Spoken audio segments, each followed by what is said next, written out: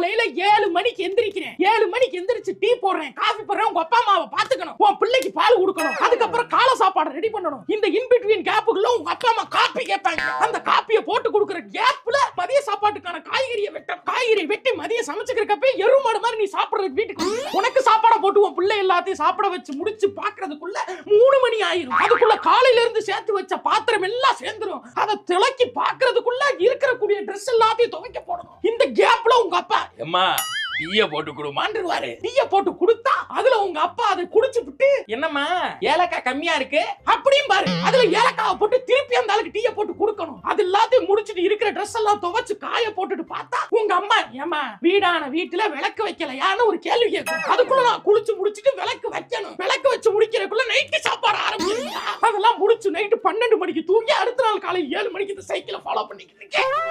என்கிட்ட வந்து நீ கேள்வி கேட்கிறியா? நீ